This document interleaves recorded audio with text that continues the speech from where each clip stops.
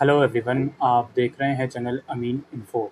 दोस्तों, दिल्ली यूनिवर्सिटी के post graduate admission regular और एनसी वेब के सेकंड राउंड का जो सीट अलोकेशन का रिज़ल्ट है वो डिक्लेयर हो गया है।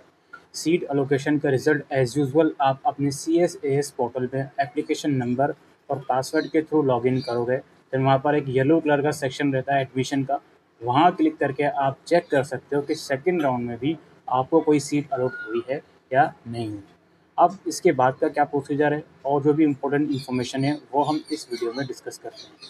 सबसे पहली चीज़, जिन बच्चों को फर्स्ट राउंड में कोई भी सीट अलॉट नहीं हुई थी, वो आप देखें कि क्या उनको सेकंड राउंड में कोई सीट अलॉट हुई है या नहीं हुई।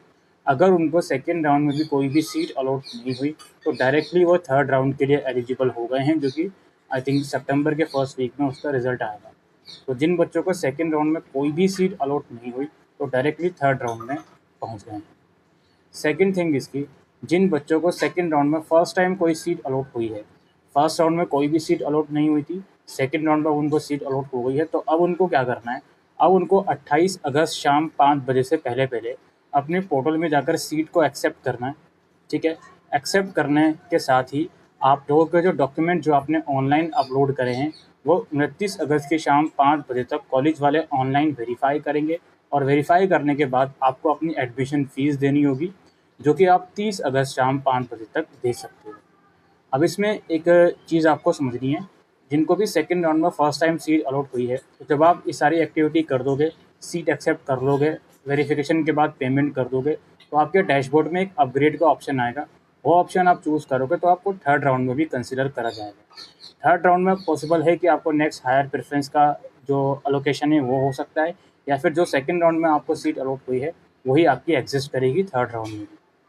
जो बच्चे सेकंड राउंड में जिनको सीट अलॉट हुई है और वो सेटिस्फाइड हैं, तो वो अगेन सारी एक्टिविटीज़ करेंगे और अपना फ्रीज़ का ऑप्शन चूज़ कर लेंगे, जो आप पेमेंट करने के बाद आपके लॉगिन पोर्टल में ही आएगा। जिन बच्चों को फर्स्ट राउंड में सीट अलॉट हुई थी और उन्होंने अपग्रेड का ऑप्शन चूज़ करा था, तो मेक श्योर सेकंड राउंड में चेक करिए कि आपके पोर्टल में क्या हायर प्रेफरेंस की सीट आपको अलॉट हुई है या नहीं हुई। अगर अलॉट हुई है तो अगेन आपको सारी एक्टिविटीज़ करनी पड़ेंगी, वेरिफिकेशन करना पड़ेगा, सीट एक्सेप्ट करनी पड़ेगी, कॉलेज वाले वेरीफाई करेंगे आपके document, and then you have to make payment.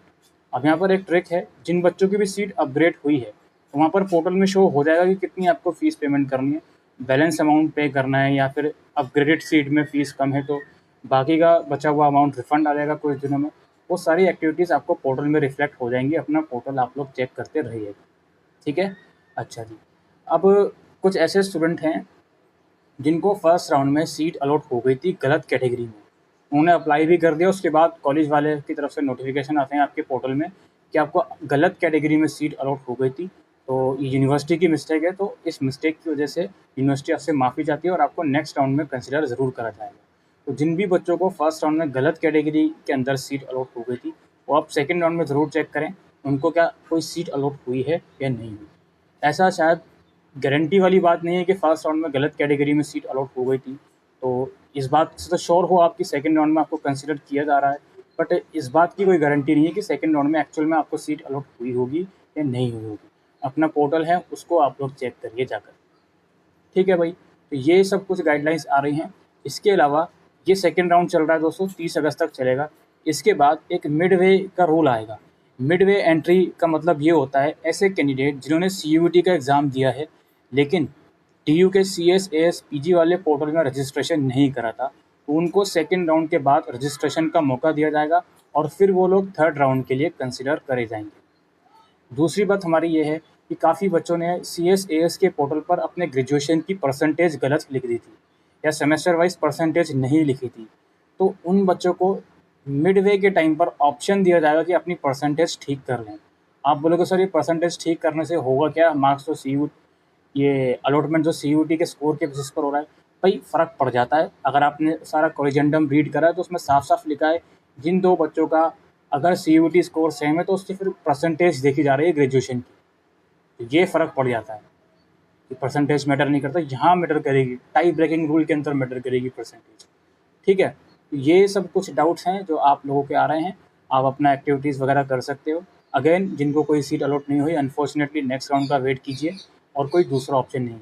याद रखिएगा, जो बच्चों को फर्स्ट राउंड में सीट अलॉट हुई थी उन्होंने अपग्रेड का ऑप्शन चूज़ करा था। इस राउंड में भी सेम सीट अलॉट हो गई है। दोबारा से वो थर्ड राउंड में अपग्रेड का ऑप्शन चूज़ कर सकते हैं। डैशबोर्ड चेक करते रहिए, अपग्रेड का ऑप्शन उसी में आएगा। ठीक है भाई, तो यही कहानी है आज की इस वीडियो में। आई होप ये वीडियो आपको यूज़फुल लगी हो, तो वीडियो को शेयर कीजिएगा। Thank you.